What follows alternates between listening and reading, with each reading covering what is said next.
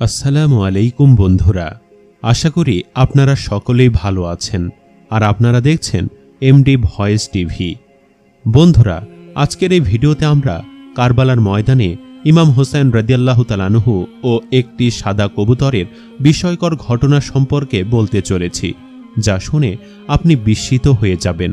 তাই ভিডিওটি একবারে শেষ পর্যন্ত দেখবেন।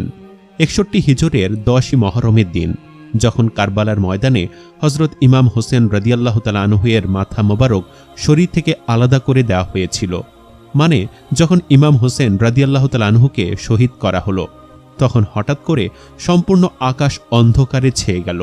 মানুষ ভাবতে লাগলো হয়তো রাত হয়ে গিয়েছে।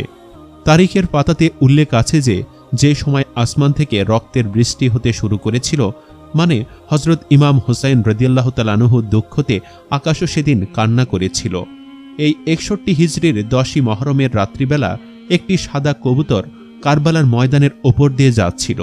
তখন সে দেখতে পেল যে কারবালার উত্তপ্ত ময়দানের ওপরে রাসূল সাল্লাল্লাহু আলাইহি সাল্লামের আদরের নাতি হোসেন রাদিয়াল্লাহু তাআলা আনহু এর শরীর মোবারক একা পড়ে রয়েছে। তখন সেই কবুতর চিৎকার দিয়ে আকাশ থেকে সঙ্গে সঙ্গে নিচে নেমে এলো, আর তারপর সে হজরত ইমাম হোসেন রাদিয়াল্লাহু তাআলা আনহু এর রক্ত মোবারককে নিজের গায়ে মাখিয়ে নিয়ে পুনরায় উড়ে চলে গেল এবং সেই কবুতর উড়তে উড়তে মদিনা শরীফ পর্যন্ত পৌঁছে গেল। আর তাওফের মতো করে হুজুর সাল্লাল্লাহু আলাইহি সাল্লামের রওজা মোবারকের আশেপাশে চক্কর কাটতে লাগল। সেই কবুতরের পাখনা থেকে রক্তের ছিটে পড়াও প্রতিনিয়ত ছিল। যখন মদিনার মানুষেরা এমন দৃশ্য দেখল, তখন তারা হয়রান আর পেরেশান হয়ে গেল আর নিজেদের মধ্যে জিজ্ঞেস করতে লাগল, আরে এই কবুতরটির কি হয়েছে, সে এমন কেন করছে? তারপর যখন মদিনার মানুষেরা হজরত ইমাম হোসেন রাদিয়াল্লাহু তাআলা আনহু এর শাহাদাতের খবর পেল, তখন সেই মানুষগুলো বুঝে গেল যে ইমাম হোসেন রাদিয়াল্লাহু তাআলা আনহু এর শাহাদাতের খবর সর্বপ্রথম পৌঁছানোর জন্য এই সাদা কবুতর রাসূল সাল্লাল্লাহু আলাইহি সাল্লামের দরবার পর্যন্ত পৌঁছে গিয়েছে। আর এই জন্য বুজুর্গরা বলে থাকেন, এই পৃথিবীতে সাদা রঙের যে কবুতর আছে তারা এই কবুতরের বংশধর। আর এই জন্য সাদা কবুতরের উপর আল্লাহর এত শান্তি, এত বরকত রেখেছেন। তারিখের পাতাতে উল্লেখ আছে যে মদিনার বাহিরে একটি গ্রাম ছিল, আর সেখানে শিয়ান নামের একজন ইহুদি বসবাস করতেন, যার একটি কন্যা ছিল। সে চেহারাতে তো খুবই সুন্দরী ছিল, কিন্তু কুষ্ঠ রোগাগ্রস্ত থাকার সাথে সাথে সে অন্ধ হয়ে গিয়েছিল। তাই ইহুদি মেয়েটির এমন অবস্থাকে দেখে তার প্রতিবেশীরা তাকে খুবই ঘৃণা করতে লাগলো। যখন সেই ইহুদি দেখল সকলেই তার মেয়েকে ঘৃণার চোখে দেখছে, তখন সেই ইহুদি নিজের মেয়েকে নিয়ে গ্রাম থেকে অন্য জায়গায় চলে গেল, আর দূরে গিয়ে তারা একটি বাগিচাতে থাকতে শুরু করল। সেই ইহুদি লোকটি দিনভর শহরে কাজ করত, আর রাত্রি নেমে আসলে সেই মেয়েটির কাছে চলে আসত। কিন্তু একদিন ভাগ্যক্রমে এমনটি হয়েছিল যে সেই ইহুদি কাজে খুবই ব্যস্ত হয়ে গিয়েছিল, আর যে কারণে সেই রাত্রিতে ইহুদি আর নিজের মেয়ের কাছে আসতে পারল না। তো সেই জন্য যখন সেই অন্ধ মেয়েটির বাবা তার কাছে পৌঁছাতে পারল না, তখন মেয়েটি খুবই ঘাবড়ে গেল এবং ঘর থেকে বেরিয়ে একটি গাছের নিচে এসে বসে গেল, আর সেখানে বসে বসে কান্না করতে লাগল। তারপর মেয়েটি এমনই করে সেই গাছের নিচে সম্পূর্ণ রাতকে অতিবাহিত করে ফেলল। কিন্তু যখন সকাল হলো, তখন সে মেয়েটি শুনতে পেল তার পাশে অবস্থিত একটি গাছে বসে থাকা কবুতরের কাতর স্বরের কান্না। আর সেই আওয়াজে এতটাই বেদনা ভরা ছিল যে সেই মেয়েটি আর নিজেকে সামলাতে পারল না। সেই জন্য মেয়েটি কোনো রকমভাবে সেই গাছটির নিচে পৌঁছানোর চেষ্টা করল। যদিও মেয়েটি অন্ধ ছিল, তবুও সে কান্না করা পায়রার দিকে চোখ উঠিয়ে দেখার চেষ্টা করল। যখন মেয়েটি সেই কবুতরটিকে দেখার চেষ্টা করল, তখন ওই কবুতরের পাখনা থেকে এক ফোঁটা রক্ত মেয়েটির ডান চোখে এসে পড়ে গেল, আর সেই রক্তের বরকতে মেয়েটির চোখের রশ্মি চলে আসলো, মানে মেয়েটি এবার দেখতে পাচ্ছিল। তারপর রক্তের আরও এক ফোঁটা তার বাম চোখে এসে পড়ল, আর সেই রক্তের বরকতে তার দ্বিতীয় চোখেও জ্যোতি ফিরে এলো। এবার এমন অবস্থাকে দেখে সেই মেয়েটি নিজে নিজেই খুবই আশ্চর্য হয়ে যাচ্ছিল। আর তারপর মেয়েটি গাছের দিকে আবার তাকিয়ে দেখল। যখন সে দেখতে পেল যে গাছের ওপরে রক্তের রাঙা হয়ে একটি সাদা কবুতর বসে আছে, মেয়েটি কবুতরটিকে দেখতেই ছিল। আর তখন ওই রক্তের আরও এক ফোঁটা তার হাতে এসে পড়ল, আর যার বরকতে তার হাতও একেবারে ঠিক হয়ে গেল। এমনটি দেখে মেয়েটি তার দ্বিতীয় হাতকেই এগিয়ে দিল এবং তারপর সেখানেও রক্তের এক ফোঁটা পড়ে গেল। আর যার ফলে তার দ্বিতীয় হাতও ঠিক হয়ে গেল। এরপর মেয়েটি রক্তের আরও কয়েক ফোঁটাকে নিয়ে সমস্ত শরীরে বুলিয়ে নিল, আর যার ফলে সেই মেয়েটি একেবারে সম্পূর্ণভাবে সুস্থ হয়ে গেল, মানে সেই কুষ্ঠরোগ একেবারে ঠিক হয়ে গেল। এবার সেই মেয়েটি এতটাই সুস্থ হয়ে গিয়েছিল যেন মনে হচ্ছিল তার কোনো সময় রোগই ছিল না। এরপর সেই মেয়েটি সেখান থেকে উঠে নিজের বাবার সন্ধানে বেরিয়ে গেল।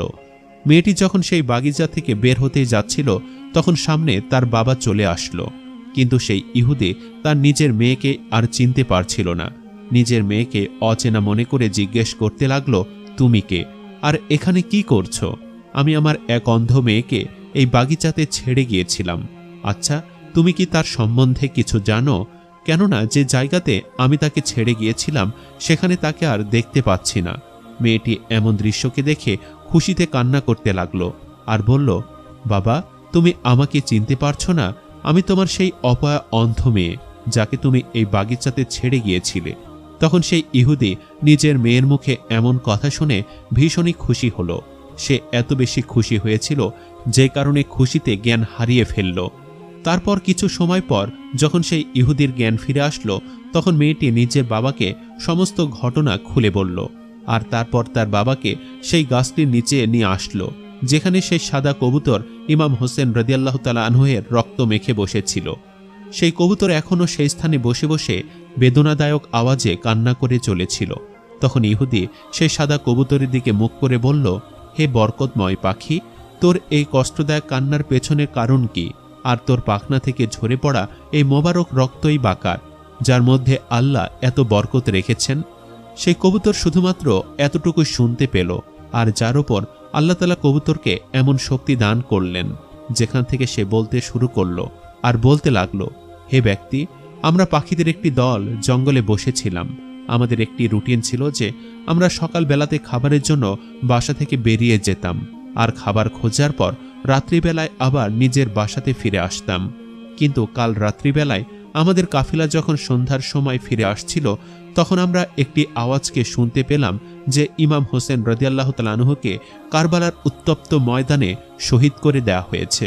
তার মাথা মোবারককে কেটে জালেম শয়তানরা নিজের সাথে নিয়ে গিয়েছে, আর তার শরীর মোবারক কারবালার সেই উত্তপ্ত বালিতে পড়ে আছে। আর সেই সময় আওয়াজ ভেসে আসলো, হে পাখির দলরা, তোমরা নিজেদের বাসাতে আরাম করতে যাচ্ছ।